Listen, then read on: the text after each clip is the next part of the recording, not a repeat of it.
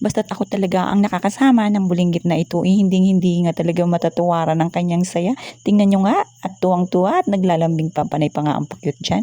And for today's video guys, ito nga tayo. Nag-miss 2 lang kargador tayo ngayong araw. Ito nga, nandito nga ako sa bahay ng nanay ko. At sakto naman na dumating nga pala ito yung kanyang order na mga tubig na pambenta na rin. At yan nga, dahil nga walang lalaki at hindi nga makapasok yung nag-deliver. Dahil nga daw guys, ibasa. Ako na nga lang ang nag-volunteer na ipasok. At yan nga, inunti-unti ko na nga lang dahil nga sobrang bigat din. Habang binubuhat ko nga yan kanina isa-isa, naisip ko nga pala, bawal pala sa akin magbuhat ng tubig. Kaya ayan, tinulak ko na nga lang. Buti na nga lang guys, talagang malapit lang ito yung aking pagdadalhan. At nung nag-request pa yung nanay ko at iakyat pang araw sa upuan, abay talaga naman requesting pa. Yun na nga, kinaya na natin guys.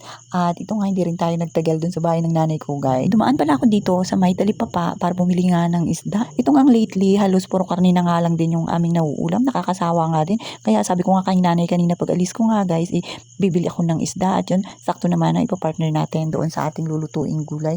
At yan na nga guys, panay nga ang ambon-ambon pa rin. Buti na nga lang, hindi nga malakas. At pagdating ko nga dito sa bahay, ito nga tingnan nyo, napansin ko nga pala habang inantay ko si nanay na mag-open ng gate, iyan nagsisipagtubuan na naman yung ating mga damo. Napakabilis talaga. Yung kailan ka lang naglinis, nagpadamo, yan na naman. Talaga naman, napakabilis magsipagtubuan. At ito nga guys, pagkakit ko nga pala dito sa taas, tingnan nyo nga si Bossing, oh.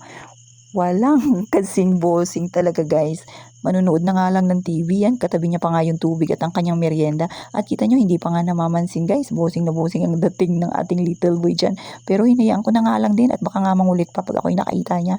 Pero yan guys, tingnan nyo, habang nanonood nga siya dyan, talagang hindi niya pinapansin kahit nga si nanay. Dahil nga seryosong seryoso sa pinapanood. Pero naman, pagka umatake ng kakulitan, ito nga guys, nandito siya ngayon sa labas. Tingnan nyo. At kahit na yung TV nandun sa loob, dito talaga siya panainsilip niya sa bintana.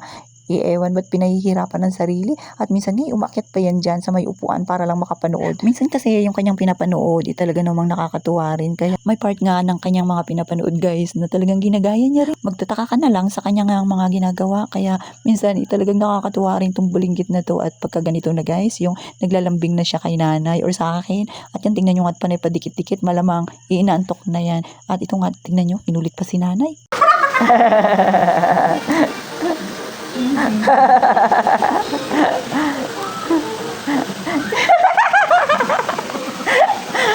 Ginawa baby si nanay yung nagpa-fire pa. Lagay mo lang daw nanay. Pinaglaruan pa, baligtad na po. Hindi niya talaga tigilan tong si nanay guys. At si nanay na naman ang napagdiskitahan. Tingnan nyo nga pati si nanay pinagpapasipayer na rin.